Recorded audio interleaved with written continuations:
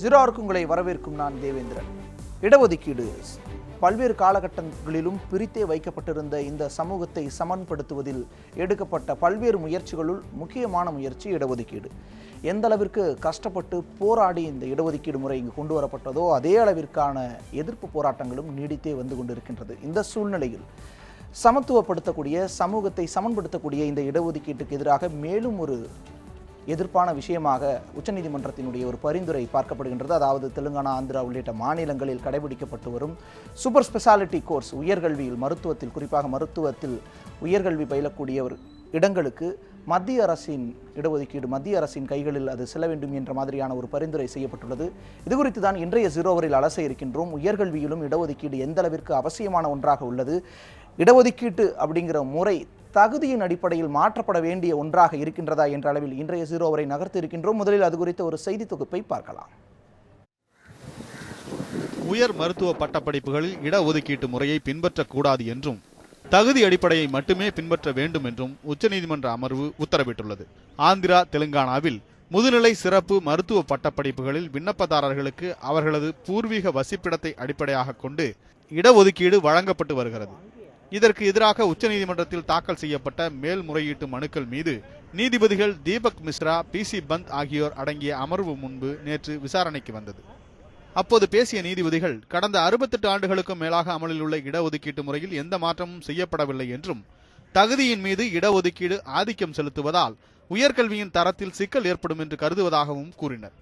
தேசத்தின் நலனை கருத்தில் கொண்டு உயர்கல்வித்துறையின் தரத்தை உயர்த்தும் வகையில் தகுதி அடிப்படையில் மாணவர் சேர்க்கையை நடத்த மத்திய மாநில அரசுகள் நடவடிக்கைகளை மேற்கொள்ள வேண்டும் என்றும் நீதிபதிகள் உத்தரவிட்டுள்ளனர். தொழிற்கல்வியில் மாணவர்களுக்கு அளிக்கப்பட்ட இடஒதுக்கீடு அமலில் இருப்பதற்கான கால வரையறை நிர்ணயிக்கப்படவில்லை என்று கூறியுள்ள நீதிபதிகள், நாட்டின் பொதுநலன் கருதி சிறப்பு மருத்துவ பட்டப்படிப்புகளில் இடஒதுக்கீட்டு முறையை மாற்ற வேண்டும் என்றும் குறிப்பிட்டுள்ளனர். இந்திய மருத்துவ கவுன்சில் இதற்கான வழிகாட்டு நெறிமுறைகளை விரைவில் வகுக்க வேண்டும் என்றும் நீதிபதிகள் வலியுறுத்தியுள்ளனர். தமிழ்நாட்டில் உயர்கல்வியில் இடஒதுக்கீடு முறையை கொண்டு வருவதற்கு அனுமதி கோரும் மனு மீதான விசாரணை நவம்பர் 4ஆம் தேதிக்கு ஒத்திவைக்கப்பட்டுள்ளது. ஒருபுறம் கல்வியின் தரம் சார்ந்து இடஒதுக்கீட்டை நீக்க வேண்டும் என்ற கருத்து முன்வைக்கப்படும் நிலையில், இடஒதுக்கீடை நீக்குவது சமூக நீதிக்கு முற்றிலும் புறம்பான செயல் என தமிழகத்தில் பல்வேறு அரசியல் கட்சியினரும் எதிர்ப்பு தெரிவித்து வருகின்றனர். ஜீரோவரில் இது குறித்து அலசுவதற்காக நம்மோடு டாக்டர் ரவீந்திரன் அவர்கள் நம்மோடு இணைந்திருக்கிறார். சமூக சமத்துவத்திற்கான டாக்டர்கள் சங்கத்தைச் சேர்ந்த ரவீந்திரநாத், உங்களை வரவேற்கின்றேன் அரங்கத்திற்கு வந்து எங்களோடு இணைந்தமைக்கு.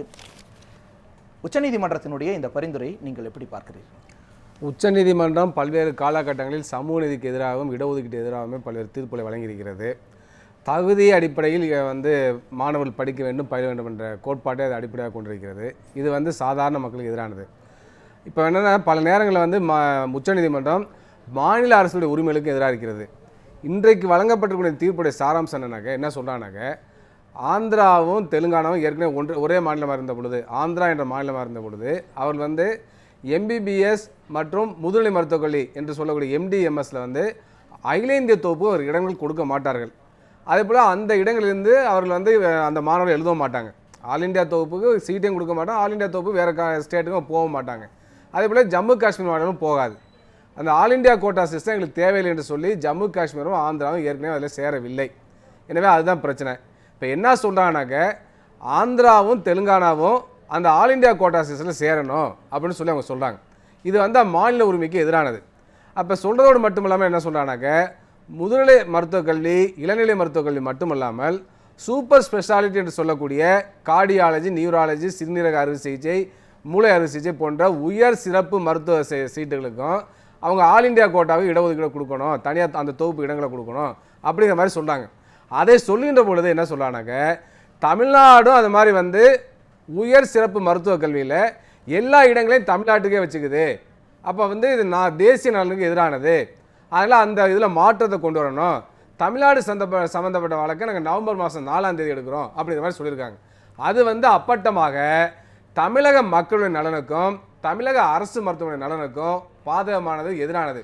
என்னுடைய ஒரு கேள்வி, தேசிய நலன் என்று வரும்பொழுது எப்படி தமிழகம் பாதிக்கப்படுகிறது, வஞ்சிக்கப்படுகிறது? அதாவது இந்தியா முழுவதும் ஏராளமான மருத்துவர்கள் கொண்ட மாநிலங்கள், தென் மாநிலங்கள் இருக்குது. அதுவும் தமிழ்நாட்டில் பார்த்தீங்கன்னா 20 அரசு மருத்துவர்கள் இருக்கிறது.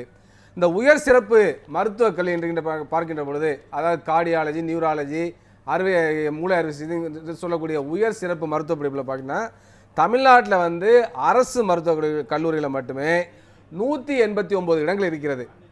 ஆல் இண்டியா லெவலில் 1560 இடங்கள் இருக்குது. கிட்டத்தட்ட 10% இடங்கள் தமிழ்நாட்டில் இருக்குது. பல மாநிலங்களில் வந்து போதிய மருத்துவக் கல்லூரி இல்லை.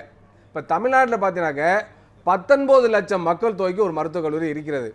ஆனால் உத்தரப்பிரதேசில் பார்த்தா 1 கோடி மக்கள் தொகைக்கு தான் ஒரு மருத்துவக் கல்லூரி இருக்குது.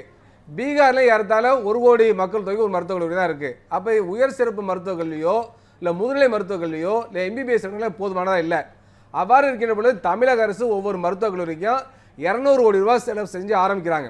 ஒவ்வொரு மாவட்டத்திலையும் மருத்துவக் கல்லூரி வர வேண்டும் என்ற நோக்கத்தோடு, அது திமுக அரசாங்கம் இருந்தாலும் சரி, அதிமுக அரசாங்கம் இருந்தாலும் சரி, அந்த நோக்கத்தோடு செயல்படுகிறார்கள். இப்போ வந்து சமயத்தில் பார்த்தீங்கன்னாக்க கரூர்லேயும் புதுக்கோட்டையிலையும் மருத்துவக் கல்லூரி துவங்குவதற்காக 420 கோடி ரூபாய்க்கு மேலே தமிழக முதல்வர் வந்து அதுக்கான இதை பரிந்துரை பண்ணியிருக்காங்க. அந்த நிதியை ஒதுக்கீடு பண்ணியிருக்காங்க. இது நல்ல விஷயம்.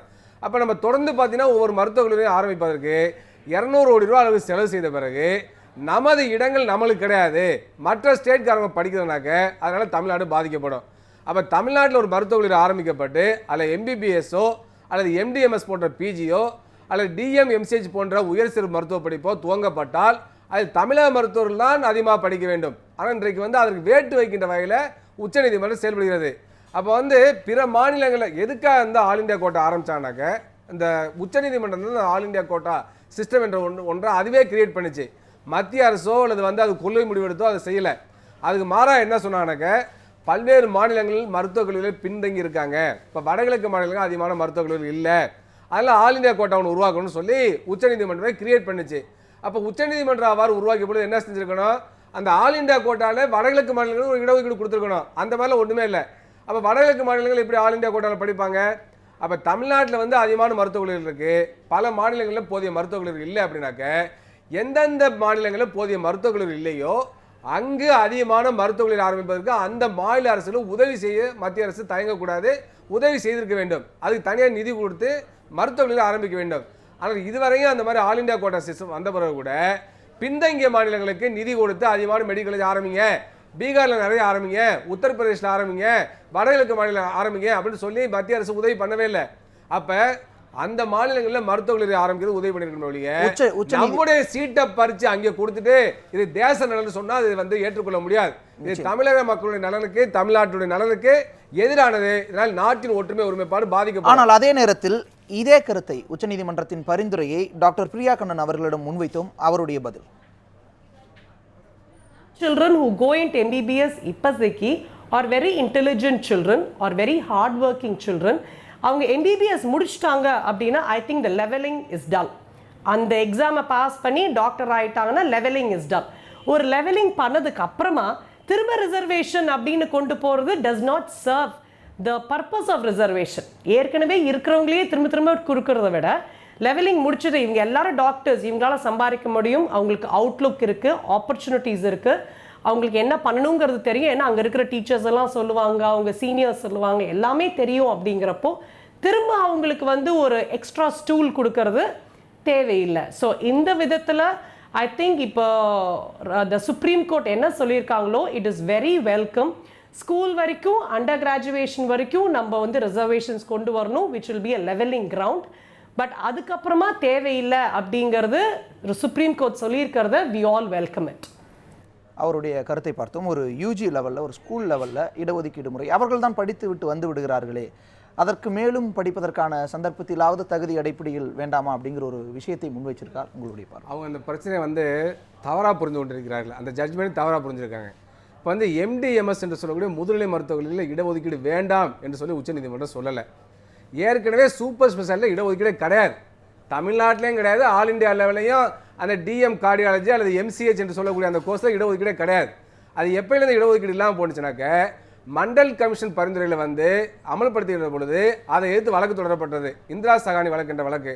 அந்த வழக்கில் என்ன சொன்னாங்கன்னா, உயர்கல்வி நிறுவனங்களில் ஆராய்ச்சி மையங்களை இடஒதுக்கீடு கூடாதுன்னு சொல்லிட்டாங்க. அந்த அடிப்படையில் அந்த இடஒதுக்கீடு ரத்து செய்யப்பட்டது. அந்த படிப்புகளில் இடஒதுக்கீடு ரத்து செய்யப்பட்டுள்ளதோ அல்லது அந்த படிப்புகளில் இடஒதுக்கீடு தேவையில்லாத நிலையில் இருப்பதோ சரியானதாக இருக்குமா? இல்லை, நிச்சயமாக அது வந்து சரியில்லை. இப்பொழுது அவசியம் கொண்டு வந்திருக்கணும். சூப்பர் ஸ்பெஷாலிட்டி கோர்சஸ் இடஒதுக்கீடு கொண்டு வந்திருக்கணும். ஏன்னா மத்திய உயர்கல்வி நிறுவனங்கள் இடஒதுக்கீடு நடைமுறைப்படுத்துவதற்காக தான் 2005 மிகப்பெரிய போராட்டம் நடந்து 2008 நடைமுறைப்படுத்தப்படுகிறது. ஆனால் இன்றைக்கும் கூட அவங்க சொல்கிறாங்க என்னென்னா அந்த பர்பஸ் என்ன சால்வ் ஆகலன்ட்டு.